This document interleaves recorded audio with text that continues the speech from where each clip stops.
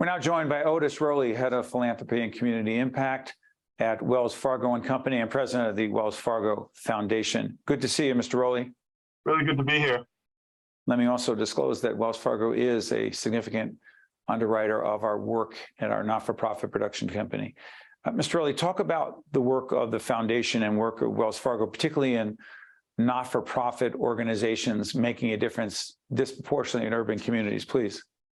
Sure. We're just eager for our corporate foundation, one of the largest in the country, to really help to address some systemic issues.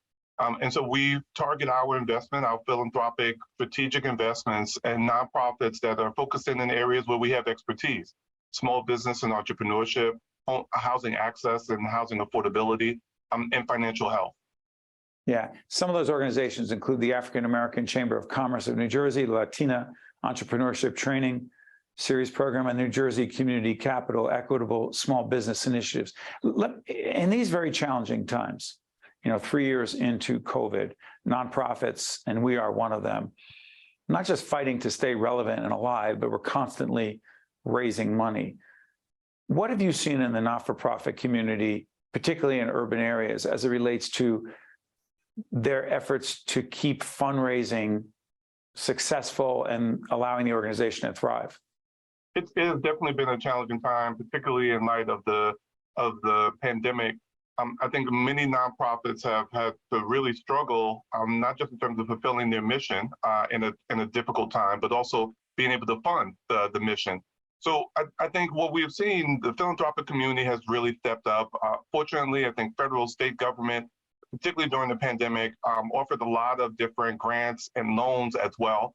Because at the end of the day, these small business, these nonprofits are small businesses. They employ tons of individuals. They are dramatic and significant contributors to our overall health in terms of the economy. And again, because we see small business and entrepreneurship as critical, not just to the health of New Jersey, but to the health of our nation, and it is a primary area of expertise for us, our foundation has tried to do a significant amount of outreach and support, particularly during these trying times. Mr. Rolley, you are from Jersey City originally. Born and raised. I'm a Newarker, born and raised. I see a smile on your face as soon as I see Jersey City. Because? Well, because it was where I was raised, it was where I was shaped. It's one of the most diverse places actually in the United States. I had the privilege of learning about culture and about the cornucopia that is humanity in Jersey City. The people who have invested in me, family, friends, etc., it happened there. And so I have a lot of love for my hometown and for my home state. I hear you. One of the organizations that you support, that Wells Fargo supports, that we're very aware of, is a very important national initiative with local tentacles, if you will, and that's LISC, the Local Initiative Support Corporation, LISC.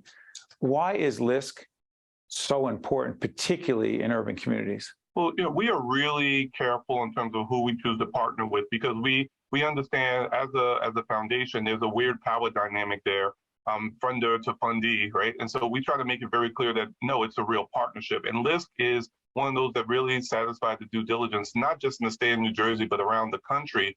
They've been a real partner in community development and economic development. And that's because the local affiliates really have the ability to adjust and be flexible and meet the needs, the needs of the community that they serve. And we just found them to be a phenomenal partner in the state of New Jersey. They know the community, they have relationships there. They understand how, and the only way that we're going to be able to bridge that divide, that economic divide, and kind of reduce the racial wealth gap is by making key strategic investments in individuals and in communities. And that aligns with the values of the Wells Fargo Bank and the foundation.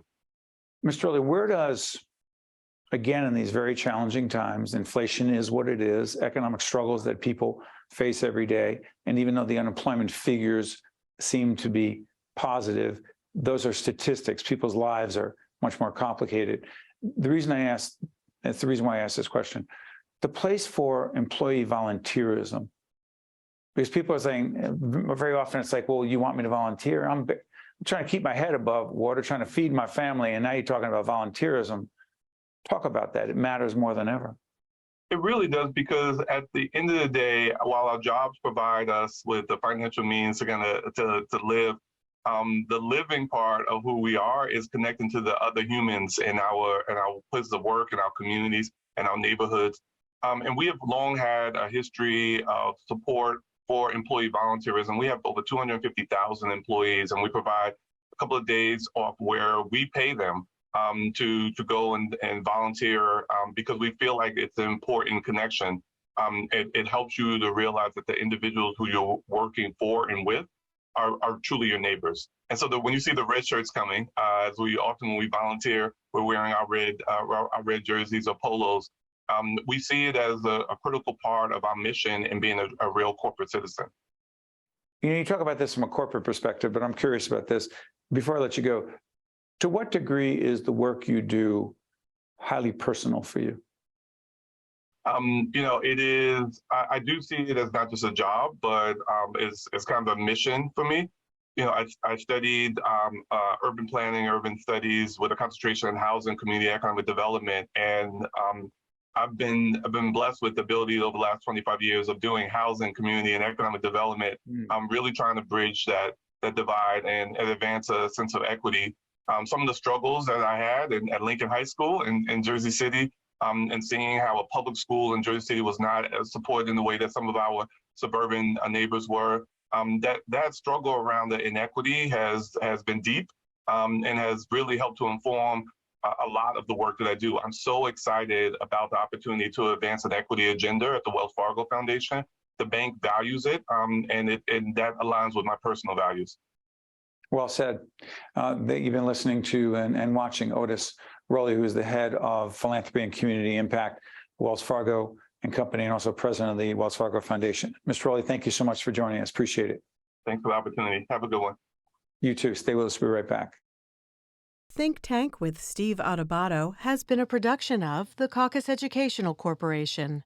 Funding has been provided by the Healthcare Foundation of New Jersey, Newark Board of Education, PSEG Foundation, PSE&G, NJ Best, New Jersey's 529 College Savings Plan, the Adler Aphasia Center, the Northward Center, Community Food Bank of New Jersey, and by Johnson & Johnson.